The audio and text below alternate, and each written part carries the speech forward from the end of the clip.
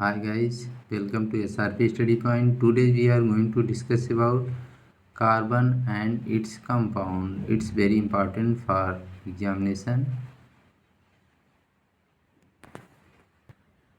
Bonding of carbon. The covalent bond, electron dot structure, physical properties of organic compound, allotropes of carbon. इसके बारे में आपको study करना है। अब इसके बाद है कोवैलेंट बॉन्ड। कोवैलेंट बॉन्ड क्या होते हैं? The atomic number of carbon is 6। Carbon का सिंबल C होता है, एटॉमिक नंबर 6 होता है, एटॉमिक मास 12 होता है। तो एटॉमिक नंबर का जब आप कॉन्फ़िगरेशन करेंगे तो यहाँ पे दिया गया 2 and 4 होगा। इट्स इलेक्ट्रॉनिक कॉन्फ़िगरेशन इज 2 4 2 और 4 होगा। 2 के सेल में नंबर ऑफ इलेक्ट्रॉन होंगे, के बाद एल सेल आती है, KL, M, N, इस तरह से 4 सेल के बारे में बताया गया है। तो एल सेल में 4 इलेक्ट्रॉन है और ऑक्टेट कंप्लीट करने के लिए 4 इलेक्ट्रॉन है इसके पास, और 4 इलेक्ट्रॉन के ये क्या करेगा, शेयरिंग करेगा। तो जहाँ पे कोवैलेंट बॉन्ड होता है वहाँ पे शेयरिंग ऑफ इलेक्ट्रॉन होता है। It requires 4 electron to achieve the inert gas configuration। यह इनर्ट गैस कॉन्फ़िगरेशन को गेन करने के लिए 4 इलेक्ट्रॉन लेना चाहेगा। But carbon can not form an ionic bond, लेकिन यह आयनिक बॉन्ड नहीं बना सकता। आयनिक बॉन्ड का फॉर्मेशन जहाँ पे एक प्लस और एक माइनस होता है उसे आयनिक बॉन्ड कहते हैं। जैसे मेटल और नॉन मेटल के बीच जो बॉन्ड बनता है उसको आयनिक बॉन्ड कहते हैं। अगर आउटर मोस्ट सेल में 1 2 3 इलेक्ट्रॉन है तो यह इलेक्ट्रॉन को दे सकता है, और डोनर जो होते हैं ये क्या होते हैं, मेटल होते हैं। क्लियर? लेकिन अगर 5 6 7 इलेक्ट्रॉन है तो यह इलेक्ट्रॉन को इजी वे में एक्सेप्ट कर सकता है, ले सकता है। लेकिन अगर कंडीशन 4 की है तो इस सिचुएशन में ना तो 4 इलेक्ट्रॉन दे सकता है ना तो 4 इलेक्ट्रॉन ले सकता है। तो अगर 4 इलेक्ट्रॉन दे देता तो पॉजिटिव चार्ज आता, 4 इलेक्ट्रॉन ले लेता तो निगेटिव चार्ज आता। लेकिन ऐसा नहीं कर सकता है, ना तो 4 इलेक्ट्रॉन ले सकता है ना 4 इलेक्ट्रॉन दे सकता है। तो जिसके आउटर मोस्ट सेल में 4 इलेक्ट्रॉन है वो क्या करता है, शेयरिंग करता है। क्लियर? तो यहाँ पे सिचुएशन है क्या है, it could gain 4 electron forming an ion. यहाँ पे देखिए एक केटायन लिख दिया है, ये रंग है, आपका क्या होगा, एन आयन होगा। क्लियर? इसको आप क्लियर कर लीजिएगा, बना लीजिएगा। It could gain 4 electron forming, gain कर रहा है तो एन आयन बनाएगा। यहाँ पे कैटायन लिख दिया गया है, आप इसको सही कर लीजिएगा। ठीक, जहाँ पे माइनस चार्ज होता है वो एन आयन होता है। But it would be difficult for the nucleus with 6 proton to hold on to 10 electron. लेकिन न्यूक्लियस में कितने, जितना एटॉमिक नंबर होता है उतने नंबर ऑफ प्रोटॉन होते हैं, उतने नंबर ऑफ इलेक्ट्रॉन होते हैं। अगर ये 4 इलेक्ट्रॉन ले रहा है तो इस पे 4 निगेटिव चार्ज आना चाहिए, और ये क्या बनाएगा, एनायन बनाएगा। लेकिन न्यूक्लियस में कितने प्रोटॉन हैं, 6 प्रोटॉन हैं। अब 4 इलेक्ट्रॉन एक्स्ट्रा ले रहा है तो प्रोटॉन पे पॉजिटिव चार्ज होता है, इलेक्ट्रॉन पे निगेटिव चार्ज होता है। तो 6 प्रोटॉन के लिए 6 इलेक्ट्रॉन बाइंड कर पाना पॉसिबल है, या 1 2 3 इलेक्ट्रॉन अगर बढ़ रहे हैं तो वहाँ तक ये बाइंड कर सकता है, रोक सकता है। लेकिन 4 बढ़ जा रहे हैं तो न्यूक्लियस के लिए इतना इलेक्ट्रॉन बाइंड कर पाना पॉसिबल नहीं है, इसलिए यह सिचुएशन अलाउ नहीं होगी। क्लियर? अब इसके बाद कह रहा है कि इफ़ लॉस, अगर क्या कर रहा है, लॉस कर रहा है, तो लॉस करने की कंडीशन में क्या होगा, it could loss 4 electron forming cation. अगर 4 इलेक्ट्रॉन क्या कर रहा है, लॉस कर रहा है तो कैटायन बनाएगा। लेकिन अब यहाँ सिचुएशन क्या है, but it require a large amount of energy to remove 4 electron. लेकिन इस 4 इलेक्ट्रॉन को रिमूव करने के लिए ज़्यादा एनर्जी की ज़रूरत होती है। क्लियर? क्यों? क्योंकि प्रोटॉन न्यूक्लियस में है जिसमें 6 पॉजिटिव चार्ज हैं और इधर 6 निगेटिव चार्ज इलेक्ट्रॉन पे है। ये बाइंड है, बाइंड किया हुआ है। लेकिन जब बाइंड किया हुआ है यहाँ से 4 इलेक्ट्रॉन को निकालना पॉसिबल नहीं है, इसलिए सिचुएशन भी फॉलो नहीं होगी। अब क्या होगा, thus carbon overcome this problem by sharing of its valence electron with other carbon atom. Clear? और with atom of other element. इसलिए कार्बन क्या करेगा, एक दूसरे के साथ शेयरिंग करेगा। क्लियर? फिर यहाँ पे है the bond form by mutual sharing of electron pair between 2 atom in molecule is known as covalent bond. जहाँ पे शेयरिंग ऑफ इलेक्ट्रॉन होता है वहाँ पे किस बॉन्ड का फॉर्मेशन होता है, कोवैलेंट बॉन्ड का। अब टाइप ऑफ कोवैलेंट बॉन्ड क्या है, जिसमें सिंगल सिंगल इलेक्ट्रॉन की शेयरिंग होती है वहाँ सिंगल कोवैलेंट बॉन्ड बनता है। जहाँ डबल इलेक्ट्रॉन की शेयरिंग होती है वहाँ डबल कोवैलेंट बॉन्ड। अगर 3 इलेक्ट्रॉन की शेयरिंग हो रही है तो वहाँ पे ट्रिपल कोवैलेंट बॉन्ड का फॉर्मेशन होता है। टाइप ऑफ कोवैलेंट बॉन्ड यहाँ पे हेडिंग है single covalent bond. When a single pair of electron are shared between 2 atom in a molecule, तो वहाँ पे सिंगल कोवैलेंट बॉन्ड बनता है। जैसे फ्लोरीन, क्लोरीन, हाइड्रोजन, ये क्या मॉलिक्यूल है, एक्सेट्रा। अब यहाँ पे जैसे फ्लोरीन है, इसके आउटर मोस्ट शेल में कितने इलेक्ट्रॉन हैं, इसका एटॉमिक नंबर कितना होता है, 9 होता है। और इसमें इसका इलेक्ट्रॉनिक कॉन्फ़िगरेशन 2 और 7 होता है। अब 1 फ्लोरीन के लिए 1 इलेक्ट्रॉन चाहिए, तो 2 फ्लोरीन है तो 1 इलेक्ट्रॉन दोनों को चाहिए, इसलिए आपस में क्या करते हैं, शेयरिंग कर लेते हैं। इसी तरह से क्लोरीन के आउटर मोस्ट शेल में 7 इलेक्ट्रॉन है, 2Cl के लिए 1 चाहिए तो 1 इलेक्ट्रॉन की शेयरिंग हो जाती है। हाइड्रोजन के आउटर मोस्ट शेल में 1 इलेक्ट्रॉन है, 2 हाइड्रोजन है तो 1 दोनों मिलकर के शेयरिंग कर लेते हैं। क्लियर?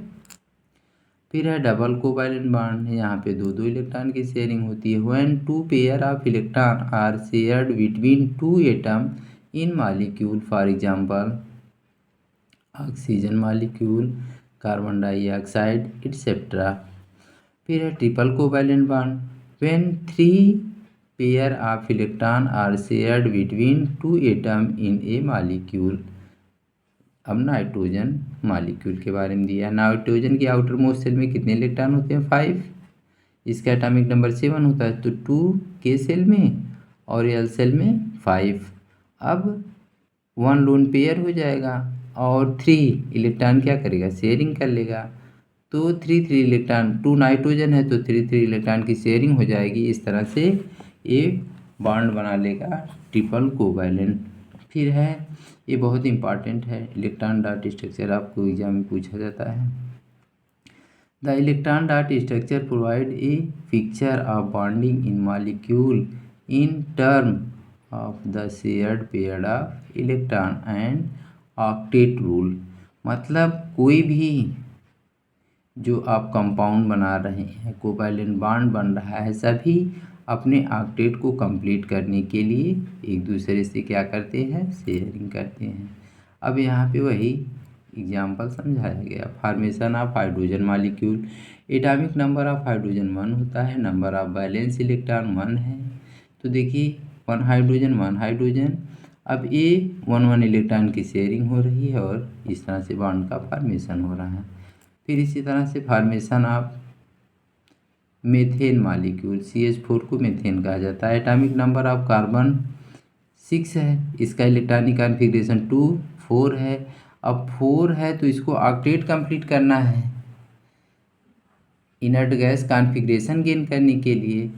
क्यों? क्योंकि इनर्ट गैस जो होती है, noble gas, inert gas, noble gas, stable element, इसके पास कितने इलेक्ट्रॉन होते हैं आउटर मोस्ट शेल में? 8 इलेक्ट्रॉन होते हैं। उसी स्टेबिलिटी को गेन करने के लिए कोई या तो इलेक्ट्रॉन को लेता है या देता है या शेयरिंग करता है। तो लेकिन यहाँ पे क्या हो रहा है? शेयरिंग हो रही। क्यों? क्योंकि 4 इलेक्ट्रॉन की बात है, अगर 3 इलेक्ट्रॉन की बात होती तो दे देता या ले लेता, लेकिन 4 की सिचुएशन में क्या होता है?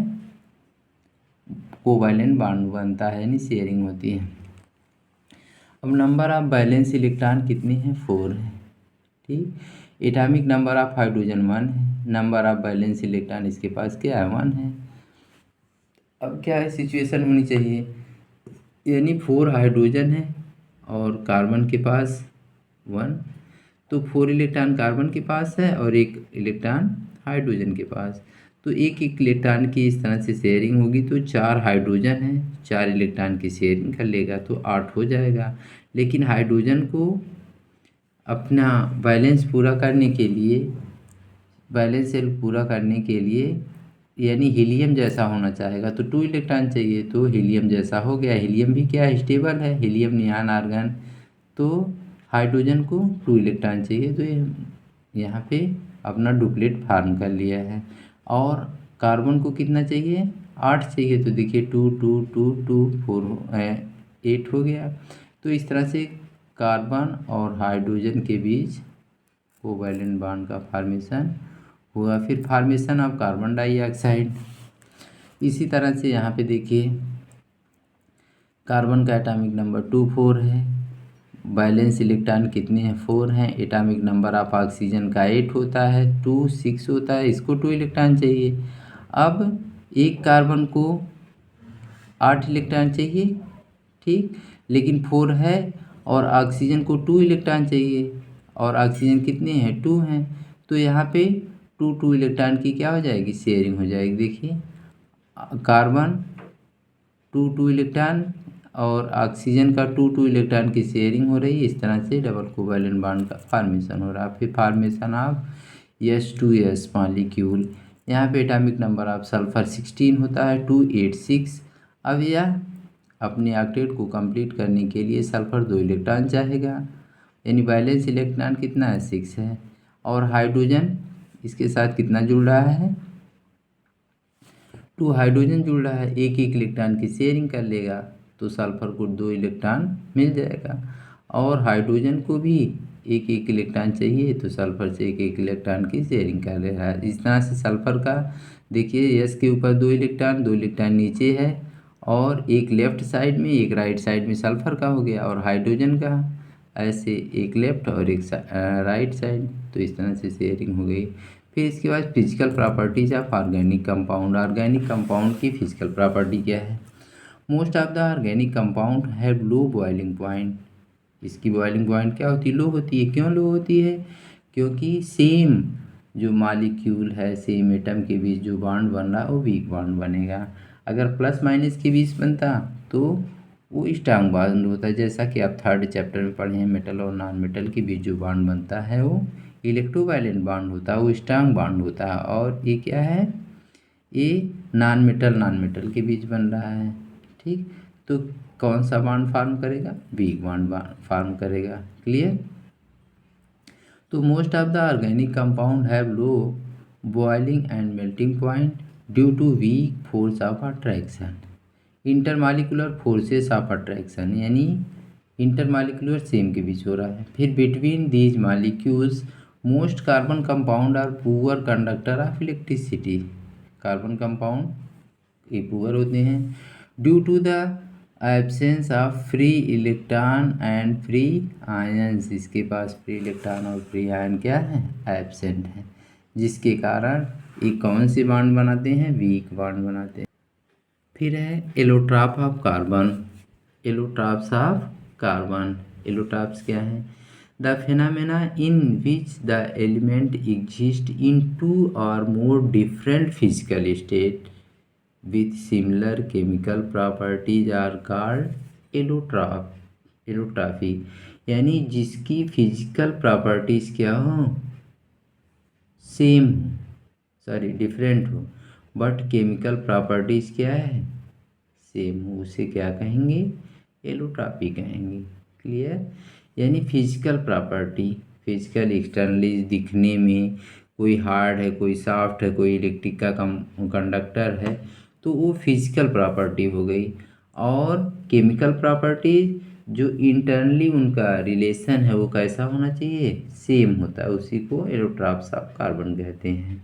जैसे डायमंड हो गया, ग्रेफाइट हो गया, बकमिस्टर फुलरिन आप में है। ठीक, तो ये फिजिकली क्या है, डिफरेंट है, बट केमिकली क्या है, सेम है।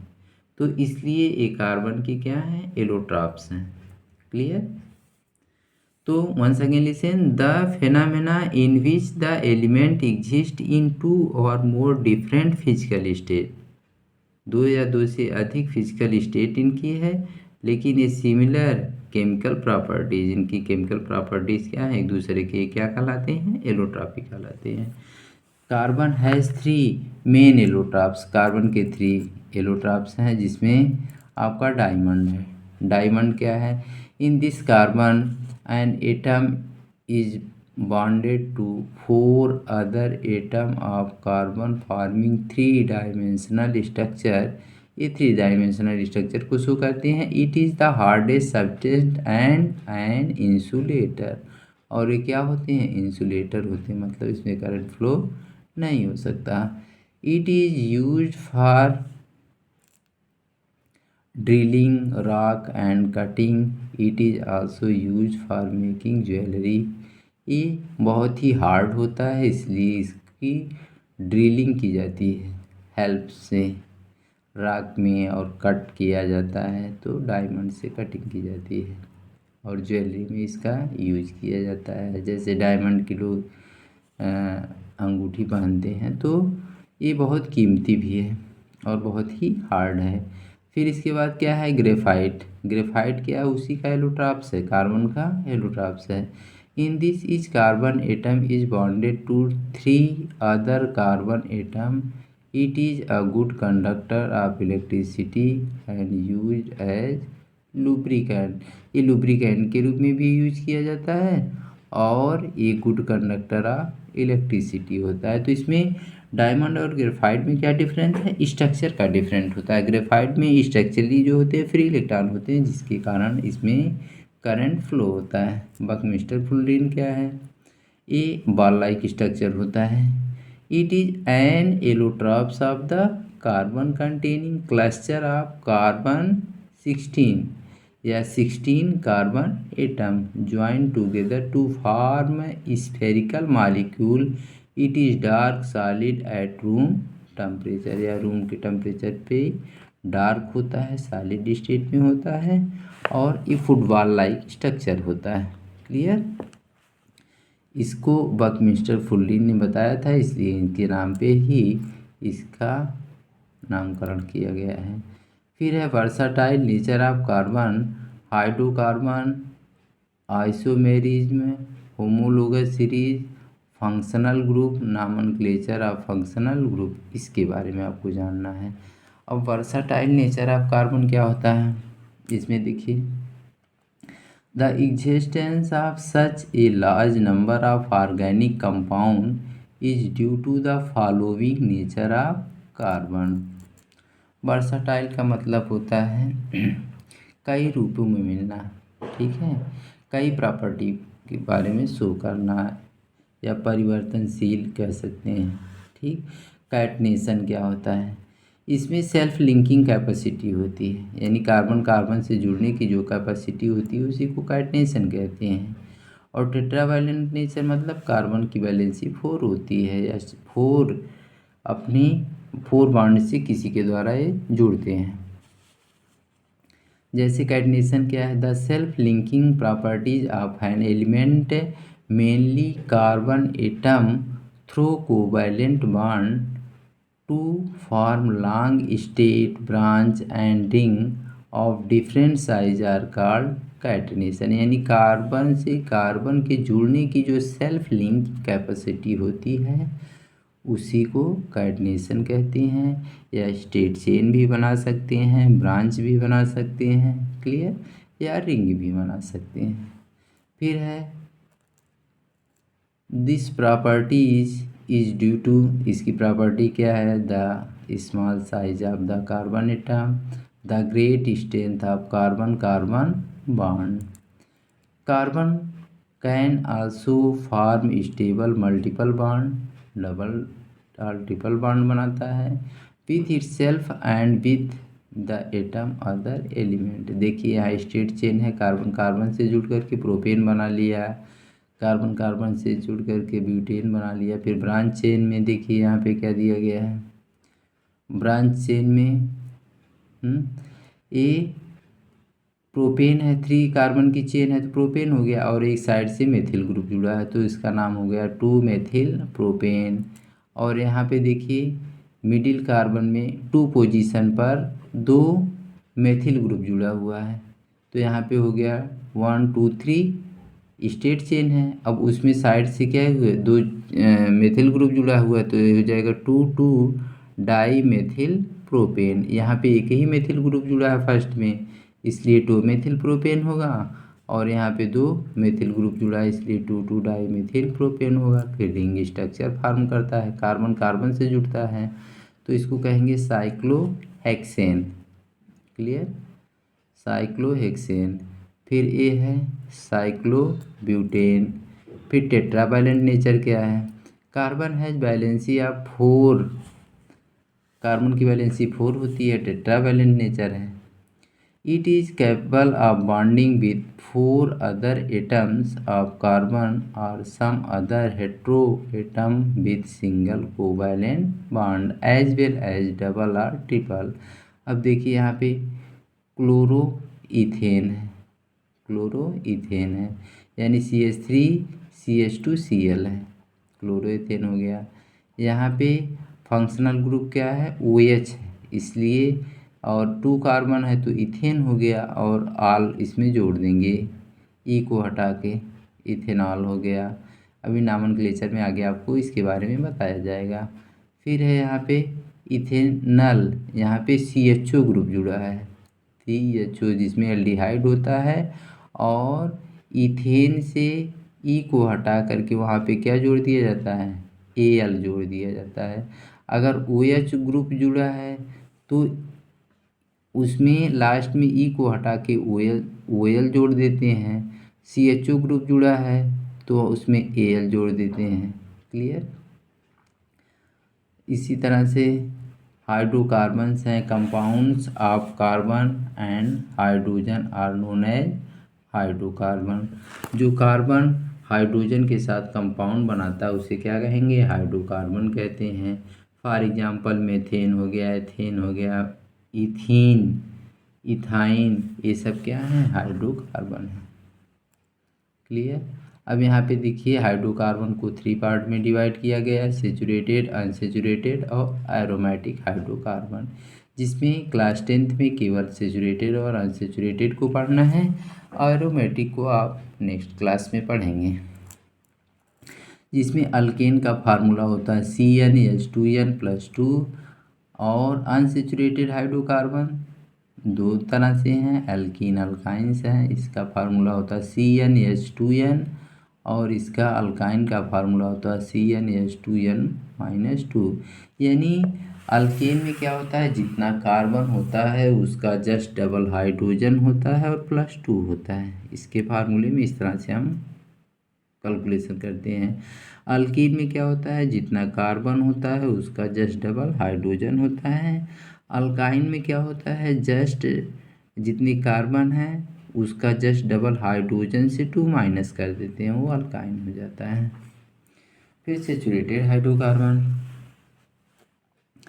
सेचुरेटेड हाइड्रोकार्बन में क्या है, जनरल फार्मूला भी पता ही है, CnH2n+2 होता है। n क्या है, नंबर ऑफ कार्बन एटम होते हैं। अगर कार्बन 1 लेंगे तो हाइड्रोजन कितना यहाँ हो जाएगा, 4 हो जाएगा, तो उसको क्या कहेंगे, मेथेन कहेंगे, जैसा कि यहाँ पे दिखाया गया है। In this the carbon atom are connected by only a single bond, यहाँ पे दिखाया गया है। अगर 2 कार्बन लेंगे तो हाइड्रोजन कितना होगा, 2 2 जा 4 + 2 6 हो जाएगा। तो यहाँ पे इस तरह से इसके फार्मूले को आप राइट कर सकते हैं। यहाँ पे दिखाया गया है, अगर 1 ले रहे हैं या 2 ले रहे हैं 3 ले रहे हैं तो यहाँ पे इथेन में 1 लिख दिया है, इसको आप फिर से देख लीजिएगा, यहाँ 2 होगा। तो 2 कार्बन है तो हाइड्रोजन कितना हो जाएगा, 2 2 जा 4 + 2 6 हो जाएगा। इसी तरह से प्रोपेन में 3 हाइड्रोजन है, 3 कार्बन है तो हाइड्रोजन कितना होगा, 3 2 जा 6 + 2 8 हो जाएगा। फिर अनसेचुरेटेड हाइड्रोकार्बन, यहाँ पे है अल्कीन्स, जनरल फार्मूला होता है CnH2n, whereas n number of carbon होते हैं। यहाँ स्टार्टिंग किससे करते हैं, 2 से। n = अगर 2 ले रहे हैं तो क्या होगा, एथीन। यहाँ पे देखिए बांड गलत लगा दिया है, यहाँ पे C कार्बन कार्बन के बीच क्या होगा, डबल बॉन्ड होगा। यहाँ पे 3 बॉन्ड लगा दिया, इसको करेक्ट कर लीजिएगा। कार्बन कार्बन के बीच डबल बॉन्ड है और 4 हाइड्रोजन है तो C2H4 होगा। क्लियर।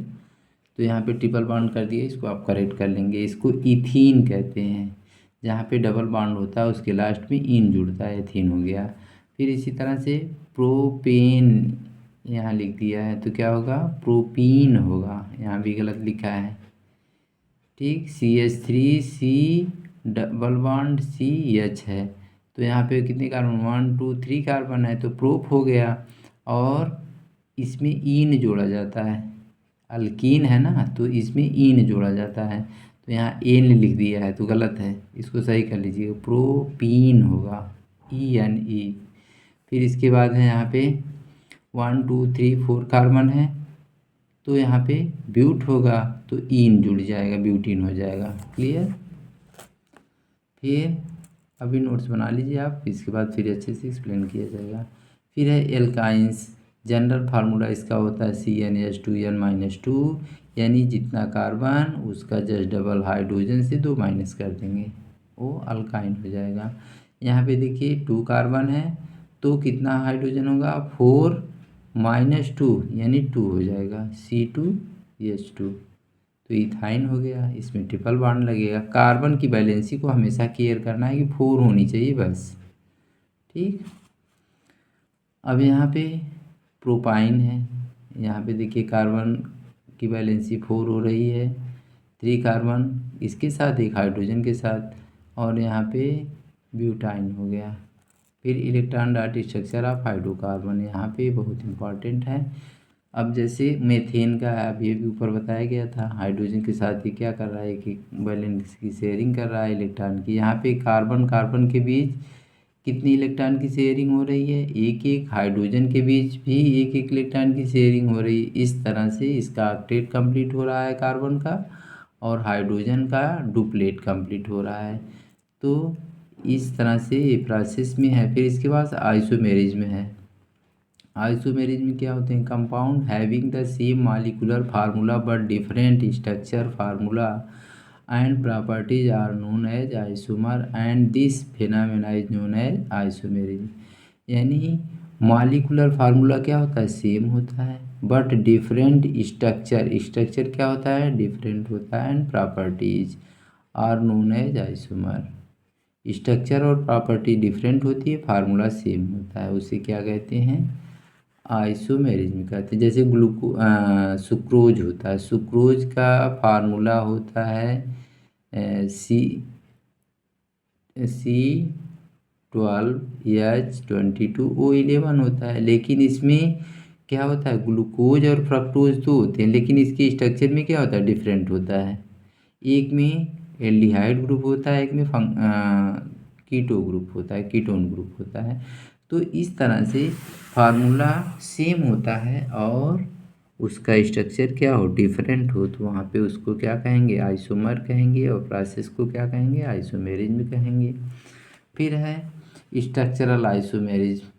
स्ट्रक्चरल आइसोमेरिज्म में क्या है, देखिए, compound having the same molecular formula but different structure are called structural isomerism.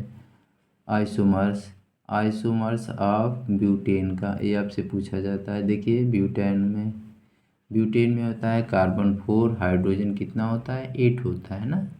फिर यहाँ पे भी इसी को यहाँ पे स्ट्रक्चर डिफरेंट कर दिया गया, 2 मेथिल प्रोपेन या आइसोब्यूटेन कहते हैं। आइसोब्यूटेन एक तरह से लोकल नेम है, ठीक। अब फिर है isomer of pentane, isomer of pentane दिया गया है, क्लियर। फिर इसमें है एन पेंटेन है, फिर यहाँ पे 2 मेथिल ब्यूटेन है या आइसोपेंटेन होता है। जब एक साइड में चेन जुड़ी होती है तो उसको आइसो कहते हैं, जब दोनों साइड जुड़ी होती है उसको नियो कहते हैं, क्लियर। आइसोमर ऑफ हेक्सेन यहाँ पे एन दिया गया है। फिर इसके बाद है 2 मेथिल पेंटेन है, आइसोहेक्सेन है, क्लियर। फिर इसके बाद यहाँ पे दिया गया है 3 मेथिल पेंटेन, 2 डाइमेथिल ब्यूटेन। फिर है होमोलोगस सीरीज क्या है। Series of organic compound having the same functional group and chemical properties and successive member differ by CH2 unit और 14 mass unit are known as homologous series. यानी किसी भी जैसे फार्मूले पे आप मेथेन या अल्केन का फार्मूला यूज कर रहे हैं, अल्कीन का, अल्काइन का यूज कर रहे हैं, तो उसके जो आगे एडजेसेंट मेंबर होगा, एक मेंबर के बाद दूसरे में डिफरेंट CH2 का होगा, तो उसे क्या कहेंगे, होमोलोगस सीरीज कहेंगे, ठीक है। या होमोलोगस, जैसे कार्बन है, यहाँ पे कार्बन का एटॉमिक अगर मॉलिक्यूलर मास निकालेंगे तो कार्बन का एटॉमिक मास 12 होता है, हाइड्रोजन का 1 होता है, लेकिन 2 हाइड्रोजन है तो 14 हो गया। इसी तरह से मास यूनिट मॉलिक्यूलर निकाला जाता है, तो उसमें भी डिफरेंट कितने का आएगा, 2 का आएगा एडजेसेंट सीरीज में। यहाँ पे एग्जांपल दिया गया, जैसे अल्केन है, मेथेन हो गया, एथेन हो गया, प्रोपेन हो गया, ठीक है। तो मेथेन से अगला जो सीरीज बना एथेन बना, इसमें कितने का डिफरेंट आ रहा है, पहले मेथेन और CH3 में कितने का, एक कार्बन का और 2 हाइड्रोजन का। फिर एथेन के बाद प्रोपेन है एडजेसेंट सीरीज, इसमें कितने का डिफरेंट है, फिर CH2 का। इस तरह से CH2 जोड़ते जाएंगे और नंबर ऑफ सीरीज बनती जाएगी। इसी तरह से अल्कीन का, एथीन का है, अल्कीन ग्रुप में CH2 का डिफरेंट है, एथीन के बाद प्रोपीन बना, फिर इसी तरह से अल्काइन में, यानी CH2 का ही डिफरेंट होगा बस। यहाँ पे देखिए इथाइन में 2 कार्बन है, अगले में कितने कार्बन है, 3 कार्बन, तो एक कार्बन और 2 हाइड्रोजन का डिफरेंट है, क्लियर। इथाइन में कितने हाइड्रोजन हैं, 2 हैं, लेकिन प्रोपाइन में कितने हाइड्रोजन हैं, 4 हैं, तो 2 हाइड्रोजन का डिफरेंट हुआ और 1 कार्बन का, क्लियर। फिर कैरेक्टरिस्टिक ऑफ होमोलोगस सीरीज, इसकी कैरेक्टरिस्टिक है the successive member in the homologous series differ by CH2 unit or 14 mass unit. फिर इसके बाद है member of the given homologous series have the same functional group, functional group same होना चाहिए, एक ही series में होना चाहिए, चाहे जो भी फंक्शनल ग्रुप हो, उसमें एडजेसेंट मेंबर क्या होने चाहिए, CH2 का डिफरेंट और फंक्शनल ग्रुप सेम होना चाहिए। All the members of the homologous series show similar chemical properties, एक ही ग्रुप के हैं तो सेम फंक्शनल ग्रुप के हैं तो प्रॉपर्टीज क्या होगी, सेम होगी। फिर है functional group, an atom or group of atom present in molecule which largely determine its chemical properties are called functional group, जो किसी भी ग्रुप की प्रॉपर्टी को क्या करता है, डिटरमाइन करता है, उसे क्या कहेंगे, फंक्शनल ग्रुप कहेंगे। जैसे हाइलो, क्लोरो, ब्रोमो, इसमें क्लोरीन, ब्रोमीन, एल्कोहल में OH फंक्शनल ग्रुप है, एल्डिहाइड में CHO है, कीटोन में क्या है, CO है, कार्बोक्सिलिक में COOH है। तो ये आपका फंक्शनल ग्रुप है। इसके बाद आपको नॉमेनक्लेचर ऑफ ऑर्गेनिक कंपाउंड इसी के बेस पे आगे बताया जाएगा। अब इसके बाद नेक्स्ट वीडियो में हम इसके डिटेल के बारे में और बताएंगे, नॉमेनक्लेचर ऑफ ऑर्गेनिक कंपाउंड के बारे में। क्लियर? तो by two all of you.